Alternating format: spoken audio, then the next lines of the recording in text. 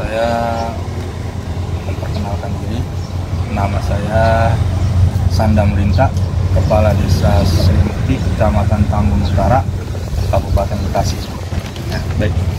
Pak, sebelum kita mulai pertanyaan nih Pak, kami para konten kreator ini mau disclaimer nih Pak, bahwa kami di sini atas undangan dari Pak Lurah ya, benar ya? Betul. Oke, baik. Pak, ini kan beberapa hari ini video lagi viral nih Pak, bahwa di sini ada katanya banyak permainan data fiktif yang dimana sekitar 21 bangunan liar dari 70 bangunan yang belum dibongkar tapi menerima kompensasi. Penjelasan Pak Lurah seperti apa? Kami di sini selaku kepala desa yang mana ada bangunan-bangunan liar yang berdiri di tanah PJT. Memang ini sudah menjadi program gubernur dan bupati, yang mana di sini ya kita ini artinya bangunan ini dibongkar karena untuk mencegah bencana banjir. Jadi di sini di daerah kami di Desa Sri Mukti ini, Kecamatan Tambun Utara, Kabupaten Bekasi, ya kita di sini mendata. Jadi mendata itu kita ada tim sebagai panitia pendataan. Itu ada tim yang mana di situ ya artinya kami ini selaku kepala desa yang menyetujui karena sesuai dengan data-data yang dilakukan oleh tim ya. Jadi nanti lebih lengkap lagi ya untuk pendataan seperti apa dan bagaimana bangunan-bangunan yang sudah terbongkar yang dibilang tadi ada 21 ya. 21 ya. yang fiktif ya, nanti kita ini artinya penjelasan lebih real, penjelasannya lebih detail lagi ada panitia ya. Maka dari itu nanti yang menjelaskan panitia seperti apa. Baik Bapak, perkenalkan diri dulu, namanya siapa, jabatan Bapak di kelurahan ini sebagai apa Pak? Ya, Assalamualaikum warahmatullahi wabarakatuh. Waalaikumsalam. Nama saya Mahdiar Saputra, jabatan saya Sekdes, dan saya juga merangkap jadi panitia kemarin. Ya. Bagaimana penjelasannya Pak tentang adanya 21 bangunan fiktif yang diduga dilakukan pembayaran nih Pak sebesar 10 juta, ya berarti sekitar 210 juta yang diduga dimainkan dari pihak desa nih Pak. Bagaimana penjelasan Bapak tentang bangunan fiktif tersebut? Kalau bangunan fiktif itu tidak ada, semua ada bangunan itu. Semua ada bangunan. Dan di penerima manfaatnya langsung diterima langsung oleh penerima manfaat. Seperti itu. Jadi yang beredar bahwa ada bangunan kosong yang dari video yang viral nih Pak, ada kan bangunan kosong ataupun hanya berbentuk sawah, tapi diklaim juga untuk menerima dana tersebut. Apakah itu benar atau hoax? Bangunan kosong yang dibilang itu tidak ada. Tidak ada. Tidak ada. Oke. Nah Pak, apakah ada data real nih Pak, data penyerahan nih dari panitia ke pihak lurah dan pihak lurah ke gubernur, dan ada tanda terima dari warga nih Pak, ada nggak Pak? Semua terima ada. Ada bukti fotonya ya? Ada bukti foto. Oke, kami izin Pak Lurah nanti mungkin bisa ditampilkan di video ini ya, jadi bisa real, jadi masyarakat tercerahkan ya terhadap berita hoax yang sudah kemana-mana nih Pak ya, seperti itu. Nah, dari data real di Bapak nih, sebenarnya berapa data bangunan liar yang dibongkar sebenarnya Pak di Sri Mukti ini yang Bapak ketahui, Pak Lurah? Ya. 70 Kalau saya artinya sesuai data yang diajukan oleh saya dari panitia ke kami selaku kepala desa itu 78 78 ya. dan itu bangunan real bangunan Pak ya? Ya, artinya itu sesuai dengan penyampaian panitia yang dia bilang itu semua ada bangunannya. Oke, real berarti Ya. Pak ya. Jadi yang hoax 21 itu tidak ada Pak ya? Ya. Nah, di ujung Sri Mukti ini Pak, menuju ke CBL di situ ada tanda dari pihak PJT dari as tanggul menuju ke dalam itu sekitar 14 meter nih Pak. Nah, dari video yang viral nih Pak, di situ ada perumahan dan ruko yang cukup besar yang tidak dibongkar dan katanya itu masuk data penerima manfaat. Nah, ada dua pertanyaan nih Pak. Satu, kenapa tidak dibongkar? Yang kedua, benarkah data tersebut bahwa yang tidak dibongkar ini menerima uang sebesar 10 juta per bangunan liar tersebut? Ada dua, silakan Bapak. Jadi kalau bangunan yang belum terbongkar, karena kami sudah khususnya di Primhouse ya, Dan ada ruko satu Pak. ya, Primhouse Sri Mukti itu pertama kita sudah konsultasi kepada pihak PJT dan kepada pihak Kasat Pol PP. Kita itu Satpol PP itu tidak berani membongkar karena apa? Di situ ada surat, jadi ada hak milik, sertifikat milik. Nah, di situ kita itu terbitnya sertifikat itu kita tidak mengetahui jelasnya terbitnya tahun berapa ya sertifikat, karena di pemerintahan saya itu setahu saya ada sertifikat sebelum saya menjabat. Jadi adapun yang tadi dibilang dari askali ya, kali irigasi PJT itu 14 meter itu baru artinya duga-dugaan ya, belum ada data konkret, data yang valid, dan PJT itu menyerahkan data petanya ya, situ. Jadi saya untuk mengacu luasannya PJT itu dari askali ke lahan ini ya panjang 14 meter itu belum bisa kita pastikan karena kita ini belum mempunyai peta-peta dari PJT. PJT-nya langsung. Ya. Berarti Bapak ketahui nggak Pak siapa yang memberi tanda di situ, yang gambar X itu Pak? Kalau menurut info ya itu orang PJT. Dari PJT. Orang PJT.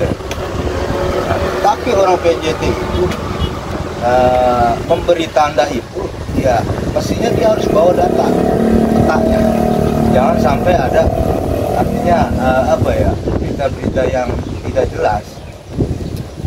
Ya, kita sempat datang nemuin dengan pihak PJT itu membawa data, tetapi di situ tidak bisa kita artinya menjadi jaminan, ya, tidak menjadi patokan untuk luasnya PJT itu berapa, ya, karena dia tidak menyerahkan petanya. Peta itu tidak bisa diserahkan kita, dan peta itu sifatnya dia bilang rahasia, tidak bisa di kopi, tidak bisa artinya disosialisasikan ke masyarakat. Jadi saya itu berasumsi bahwa data luasnya itu 14 meter itu belum bisa dipastikan. Seperti itu Pak. Ya. Tapi sepengetahuan Pak Lurah nih Pak, sebenarnya sepengetahuan Pak Lurah nih Pak ya, sebenarnya berapa meter dari tanggul as menuju ke tanah negara yang harusnya clear dari bangunan dia, yang setahu Bapak berapa meter? Saya nggak bisa menduga atau bilang ya berapa meternya, karena kita takut salah gitu Pak. Oke. Iya, takut salah karena ini Pak, jadi kita mau ralat. Saya sepengetahuan saya jadi historisnya Desa Sri Mukti. Ya, karena kita ini bertanya kepada orang-orang sebelum pemerintahan saya. Ya, Desa Sri Mukti ini adalah pemekaran dari Desa Sri Amur. Yang mana pemekaran pada tahun 82. Jadi pembuatan ini tahun 75.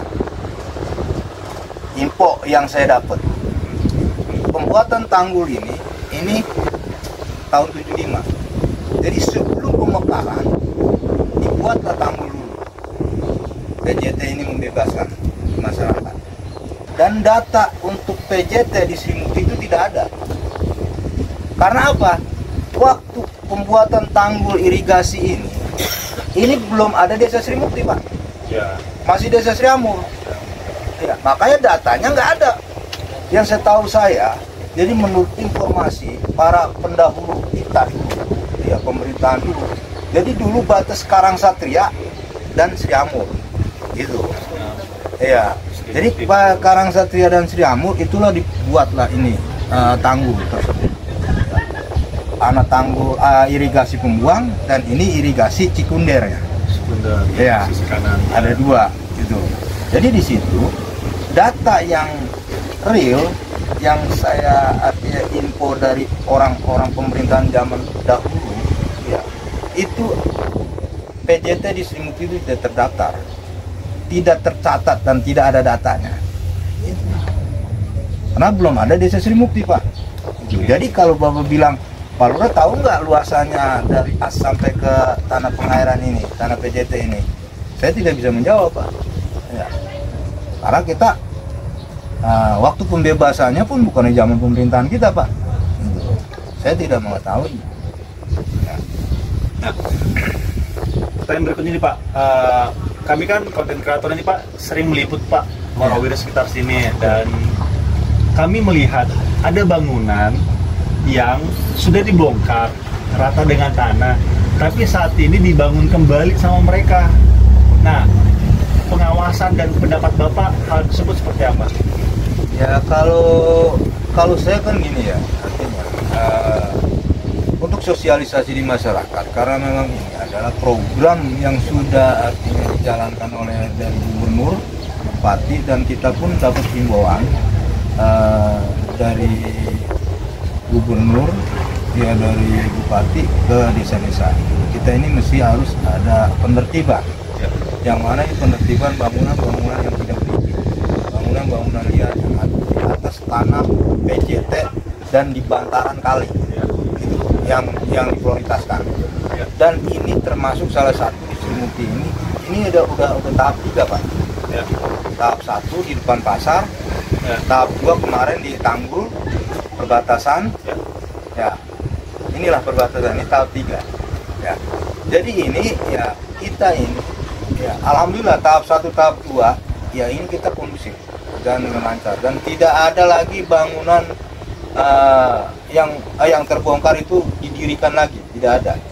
Ya, kalau ini arti kemarin ya kita di sini menghimbau kepada masyarakat, khususnya yang mempunyai bangunan di tanah PJT.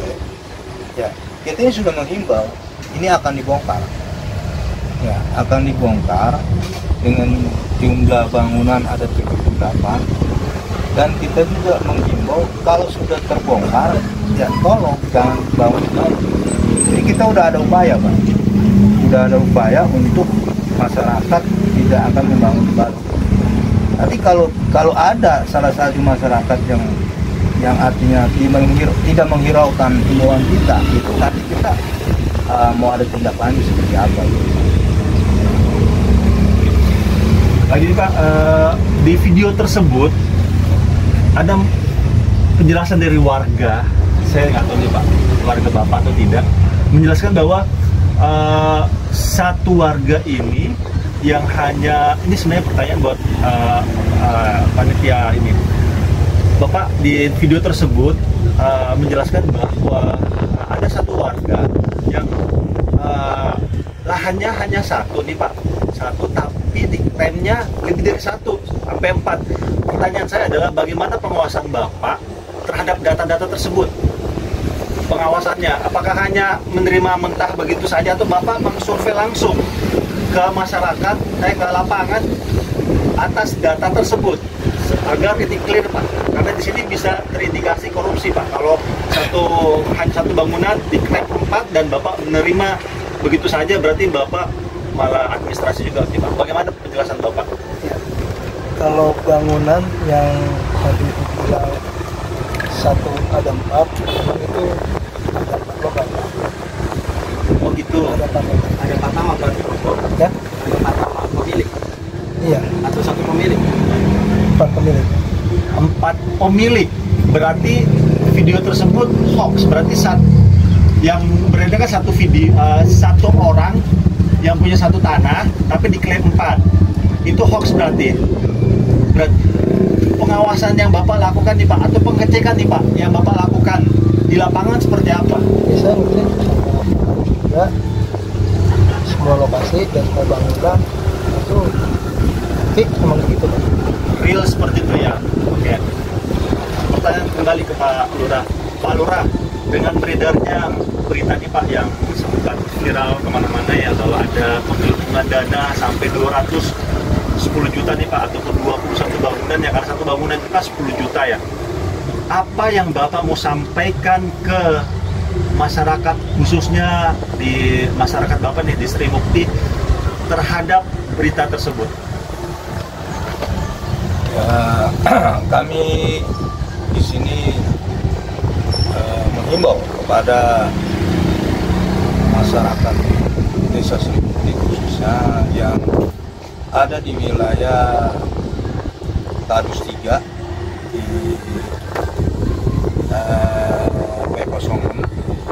Ya, kami di sini ya, ingin menghimbau dengan adanya bangunan yang sudah terbongkar, yang sudah menerima kerohiman, ya, kami di sini berharap ya, untuk mengucapkan pertama terima kasih kepada pemerintahan kabupaten dan pemerintahan provinsi yang ada di sini. Tujuannya membongkar bangunan-bangunannya adalah mengantisipasi agar jangan sampai kita ini terdampak banjir, ya, bebas dari banjir. Tujuan seperti itu. Tetapi dengan kerendahan hati Gubernur Pak KDM yang membongkar bangunan-bangunan ini, ya, dia ini ya, tidak begitu membongkarnya aja, tapi dia memberi kerohiman. Dan kita berharap kepada masyarakat, ya, khususnya di Desa Sri Mukti di RW 06 ini, ya, kami ini mohonlah artinya untuk jangan sampai artinya kita ini terpancing kepada orang-orang yang tidak bertanggung jawab, jadi memperkeruh suasana pada orang-orang yang artinya dalam hal ini ya, menebar kebencian. Ya, kami di sini ya tidak ada niat untuk hal-hal yang tidak diinginkan dan hal-hal untuk menyakitkan atau pada penerima ini tidak akan ada niat ya sedikit pun untuk secara mengambil keuntungan dari hal-hal ini. Tidak ada. Kami sifatnya adalah membantu ya, agar masyarakat ini ya artinya bisa tersenyum dengan adanya bantuan-bantuan yang telah diberikan oleh pemerintahan provinsi. Ya, jadi saya berharap ya, kepada masyarakat yang menerima bantuan tersebut, ya tolonglah kita ini artinya kerjasamanya kepada pemerintah provinsi, pemerintah desa, pemerintah kabupaten yang mana di sini sudah menjadi program, dan kita juga bangunan yang berdiri tanpa seizin, tanpa berizin, yang berdiri di tanah PJT, mohonlah jangan artinya membangun kembali ya. Karena ini adalah program yang mana program ini adalah menurut saya adalah sangat bagus dan sangat baik untuk mengantisipasi kita ini agar bebas dari bencana banjir. Untuk panitia pemongkaran kemarin, apa yang Bapak mau sampaikan ke masyarakat terhadap berita yang beredar nih Pak, bahwa ada sekitar 21 bangunan apa yang Bapak sampaikan pada masyarakat di street ini? bahwa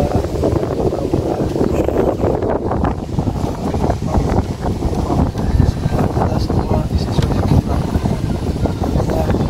ada semua dan tidak ada yang bangunan itu yang bangunannya yang tidak ada. Tentu sebagai dikasih tadi yang Rembos kita sudah ada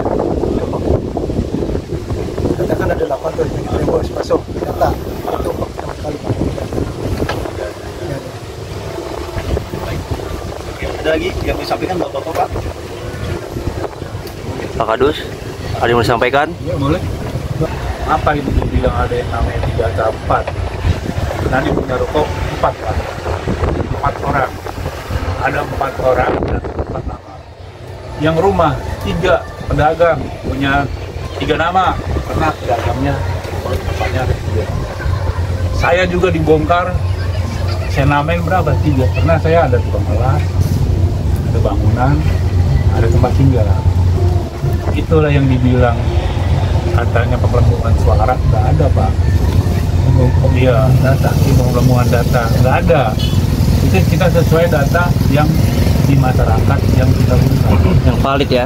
Iya. Kalau dibilang di Prempos itu ada 8, apa? Nggak ada data juga saya.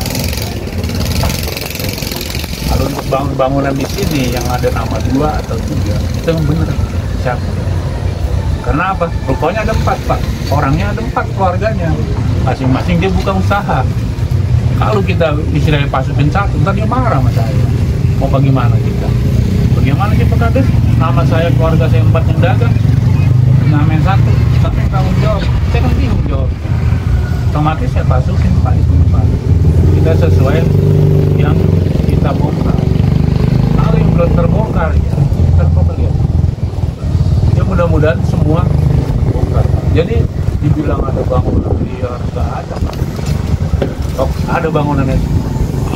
Karena apa? Nama itu satu bangunan itu bisa ada 4. Kenapa? Karena usaha saudaranya itu ada 4 yang dagang. Ada 4 nama. Kayak ini anak saya 3, lah orang pokoknya pedagangnya ada 4, maksudnya 3 Pak. Bang es, bakso, gado-gado, kan macam-macam dagang. Jadi bukan seorang itu Pak. Dan itu semua real ada bangunannya, Pak? Ada Pak. Ini bangunan ini Pak, ini ada 3 nama. Ini bangunan saya ada 3 nama. Karena ada 3 orang Pak. Kalau saya masukin 1, dan tak siapa yang dimarahin? Saya pegawai. Berarti pegawai ini kan sudah benar datanya. Ruko saya ada 4, saudara saya pada dagang, dimasukin 1. Bagaimana saya di masyarakat? Gitu. Kita jangan sampai disalah di masyarakat. Jadi Pak Gubernur juga jangan sampai ada kesalahan. Kita ikutilah yang sudah jalan, yang saya datang. Kalau dibilang itu penggelembungan suara, nggak ada. Di Prenaus nggak ada Pak, nggak ada satu pun juga nggak ada. Sempat ada yang mau ngomong minta masukin, pos saya nggak berani, karena nggak ada pembongkaran. Satu nggak pembongkaran, kedua punya itu kan punya pengembang. Judulnya dia punya sertifikat, kita mau bagaimana? Ya, itulah Pak. Cumanya itu aja Pak yang saya tahu. Saya nanya dulu deh Pak, untuk uangnya apakah sudah diterima oleh yang terdampak? Yang terima ya langsung Pak. Uangnya sudah terima ya? Terima langsung, yang ngambil dia Pak, yang terima rekening dia. Saya cuma data doang. Setelah dia dikasih rekening dan turun lah orang kasih lah surat itu. Mohon pengetahuan. Nah terus yang ngambil Pak sama semua. Jadi orang desa ini nggak ada. Mari gue kasih Nggak ada perwakilan ya, langsung ambil aja di bank itu nggak bisa diperwakilan. orangnya langsung ya? Iya langsung orangnya. Di bank aja nih orangnya sakit, terus diwakilin nggak bisa di bank, harus atas nama. Ya, cash atau transfer, Pak? Cash Pak, cash ngambilnya di bank semua. Di bank semua. Iya, Sesuai di bank. KTP berarti? Iya. Saya mau ngosongin nih atas nama saya ini kurang sehat, saya waktu di sini nggak bisa Pak. Di bank itu harus yang atas nama. Ini mereka yang dapat ini setelah bangunannya dibongkar baru dapat uang. Iya benar. Dan ini kan di video diinformasikan bahwa masih ada bangunan, sampai dengan saat ini masih ada bangunan, tapi uangnya dapat dan belum dibongkar, itu bagaimana Pak? Nah, saya kan udah ngomong Pak. udah ngomongnya begini sama atas nama, lalu udah terima. Kalau udah terima, bertanggung jawab kan dulu. Kalau datang orang PJT membongkar, gua nggak tahu. Karena itu udah menerima duit, Pak. Berarti mau nggak mau akan dilakukan pembongkaran. Iya. Itu Apakah nanti dilakukan pembongkaran secara mandiri atau memang harus orang PJT yang membongkar? Nah, saya kurang tahu juga. Nanti saya komunikasi ke masyarakatnya, Pak, yang atas penerima. Ya kan sudah dapat uangnya. Iya. Kalau nanti saya penerima, ya silakan. Saya kan nggak ada kekuatan, Pak. Karena ini yang beredar di video, Iya. makanya ada kecemburuan sosial di Nah. sini. Mereka udah dapat uangnya, tapi rumahnya masih ada. Itu betul, betul, Pak. Itu Pak, ya saya tambahin Pak ya. Ada bangunan yang sudah menerima laporan. Memang ada salah satu yang belum berfungsi. Ini artinya di tanah itu ada hak milik. Ya. Jadi buat PJT karena memang belum mempunyai data yang benar sehingga ditinggal pembongkaran itu oleh Satpol PP. Jadi nanti kita pihak PJT itu akan memanggil atas nama yang bersangkutan, nanti dia akan menanyakannya seperti apa sertifikat itu baru ada tindakan. Jadi pihak PJT nanti akan memanggil. Iya, pihak PJT yang bersangkutan. Bukan ketika sudah dapat berarti harus melakukan pembongkaran secara mandiri enggak? Enggak. Nanti masih menunggu. Ya masih menunggu Pak. Dan kita nggak tahu kapan PJT Iya, bakal datang. proses Pak.